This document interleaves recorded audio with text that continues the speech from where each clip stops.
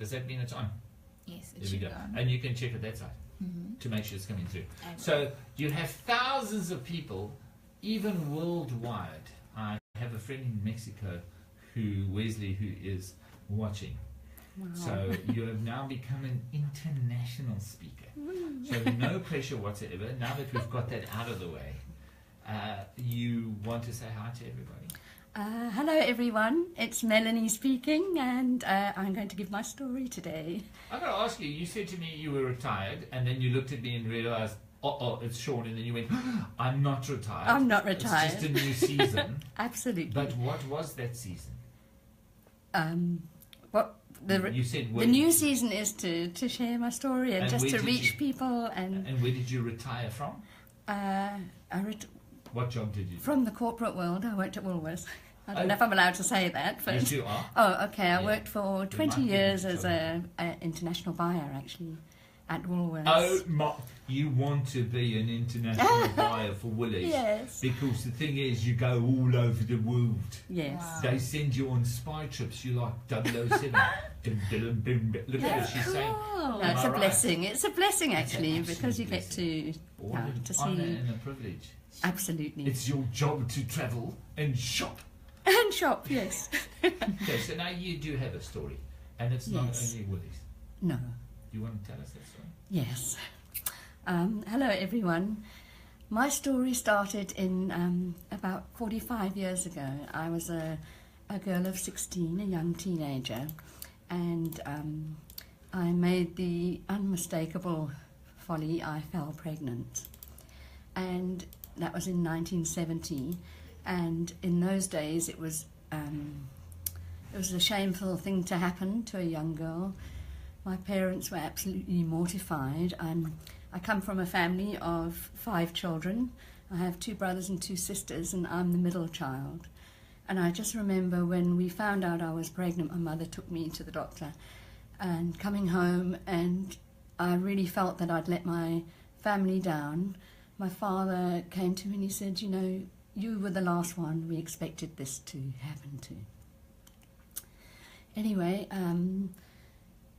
my parents decided to send me to a home for young mothers, unmarried mothers, so that our neighbours and people wouldn't know what had happened.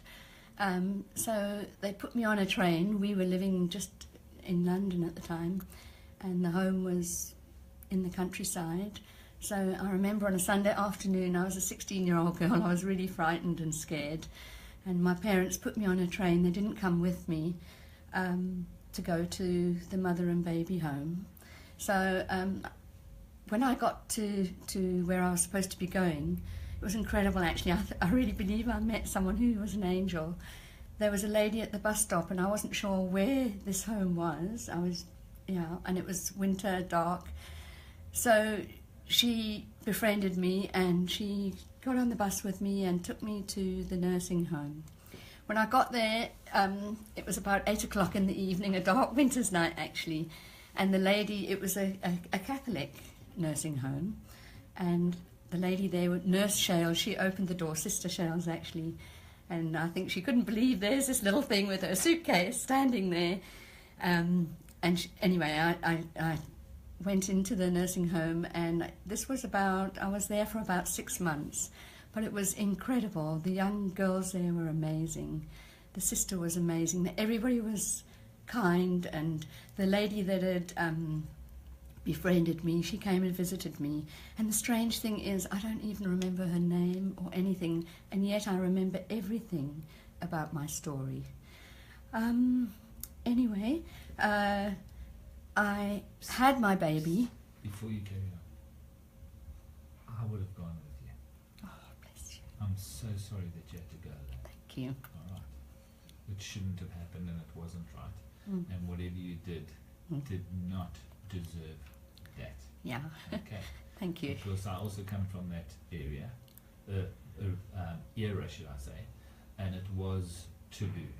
Yes. And I think it is one of the most devastating thing for a child, that if a parent, their hero, at any time walks away.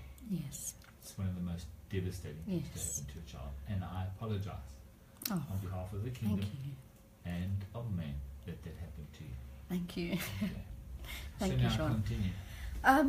Anyway, This bundle of joy. I had my baby. It was a little boy. I remember in the hospital, I was alone in the hospital too, but there were amazing people, and I was a tiny little girl, you know, I wasn't very big, so they probably thought I was... You still are. Anyway, I remember coming back in the ambulance because we went back to the mother and the baby's home with our children, which was really a difficult time because for 3 weeks I nursed my baby before he was adopted. And I remember making calls to my parents and saying, please, may I keep my baby? Please allow me to keep my baby. But it wasn't possible. I suppose they thought I was too young and I wouldn't be able to look after him. But it was really not fair that you had to have your baby for 3 weeks. So I bonded with my child. And I remember the day that the welfare workers came to the home and took him away. It was the most devastating day ever in my life. It could have been the worst thing ever. And my heart was completely broken. And from that moment, I just said to myself, I will never let people get close to me again. You know, I'm never going to allow myself to be vulnerable again. Tell us why. I felt so hurt. I just felt really heartbroken, and I wanted to keep my child, and it just didn't seem fair. Is it maybe because for the first time in your life you actually felt what love was? Yes, it was an intense love for my child, intense. Did he have a name? I called him Jason Lee. Nice. And he was the cutest little baby. He had this shock of black hair, lots of black hair, because I used to be dark before I'd gone silver. Yeah. Shock, and he was tiny, and we used to call him the kettle, because when he cried, he used to sound like a kettle going louder and louder in the home. So, Nice. but there were beautiful times in the home, and I met some incredible people, even in the ambulance. When we came back from the hospital after I'd had him, the ambulance, the person in the back with me, I told him my story, and I said, you know, I would love to keep my child, but my parents don't want me to, and I was 16, so you're not allowed to make that decision. So he said to me, you fight for your child, you fight. People were incredible, I must say, people were very kind. Anyway, be that as it may, they took my baby, and then I went back home.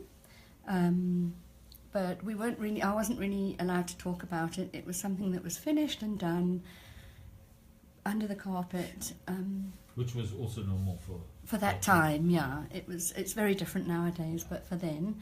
Anyway, so life went on, and then I moved from England. I got married and I came to South Africa in 1976.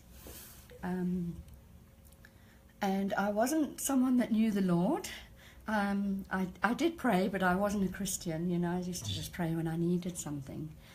And then going forward quite a few years, I gave my life to Jesus. And then we joined this tiny little home church. There were about 40 of us there. And over all the years, I had this burden on my heart that my son is there, and where is he, what's happened to him, because you weren't also given the information of who adopted him. It just wasn't done in those days. Anyway, so I was going to this home church, and the pastor's wife, I was talking to her one day, and I said, Lorna, I have such a burden on my heart, you know, I really would, I think about my son all the time, and especially on his birthday, 30th of December, and I just, you know, I miss him, and so she said to me, Melanie, you must pray. She said, just pray to the Lord and ask him for help. So I've got 3 parrots at home in a little parrot room, and that used to be my prayer area. Your my parrots prayer. have their own room. Yeah, little. What do your puppies get? So anyway, I started to pray in the morning, and I just said, Lord, please let my son know that I love him, and please show me that he's fine, and you know that I never forgot him. Less than 2 months later, after that prayer. One Saturday morning, I was in the car and I got a call from my sister. She said, Mel, you must phone a lady in England from an agency called NORCAP. They put together mothers and parents and children and birth parents. And so I rushed home. I remember that Saturday morning.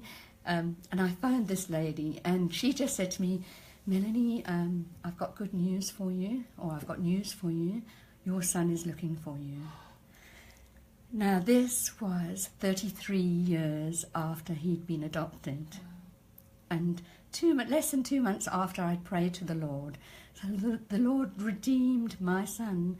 So she started to read from what he was doing. His name was now Andy, and he'd written me a little letter of who he was and what he'd been doing, and it was just like, oh, I'd won the lottery, more than the lottery. I couldn't, if there was anything in the world that I wanted more, it was to know my son was okay and to find him.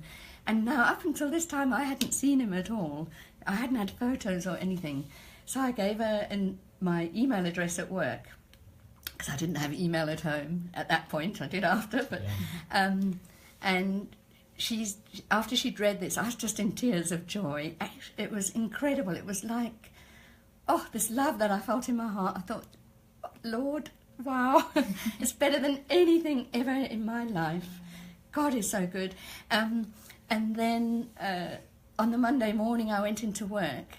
And she'd asked me, she said, have you got a little message? Do you want to say anything to him? So I said to him, I just explained who I am and whatever. And on Monday morning, I came into work, and there was the first email and the first photo that I'd ever seen of my son. And it was just like looking at myself. We looked the same. Oh. And he'd written, and I always remember the words, Dear Mum, I hope you don't mind me calling you Mum, but Melanie would be so inappropriate. My word. And it was just, oh my, he is amazing. See how important it is to be the hero of your story. So, we're falling apart in this too. Okay, here's the question. Okay, so, we're running out of time. Yeah, sorry. Okay. No, you don't apologize. I mean, if you know me, I'm the one that just knows everything, but I've got to back. Okay. So, have you met him face to face? Yes, so quickly, God orchestrated, it was amazing. I had a trip overseas to Dubai, and I added on London, and I met my son for the first time. A month after I'd heard, we'd found each other. And at Heathrow Airport, I just went to him, and there he was, and I just took his face in my hands and loved him. How glorious. And we love each other. And he said, you know what, Mum? It was like finding that piece of the jigsaw that was missing. And we have the most incredible... And that's no discount to the adoptive parents. I mean, he hasn't kicked them out of his No, they're wonderful. And that's why he waited. No, they're wonderful people. I love them. And in fact, his adoptive mum, she said to me, the only thing that worried me about Andrew finding you was that you would reject him and it would have broken his heart. Yeah.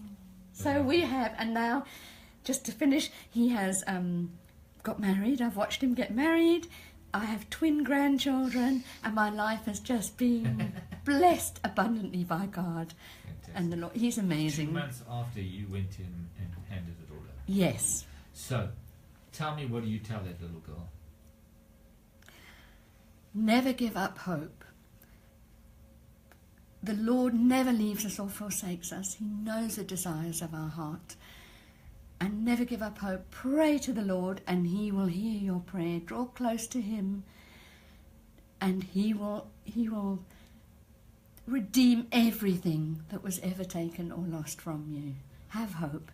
Now, what do you tell the parents? The parents, have compassion on your child. Love them, and just love them through what has happened. Because they are frightened children at the end of the day who made a mistake. So, thank you very much. It's an honor and it's a privilege. Oh, thank you. Melanie, till next time. Thank you. Story of hope, and this is their story. Thank you. Oh. Thank you. It was fantastic.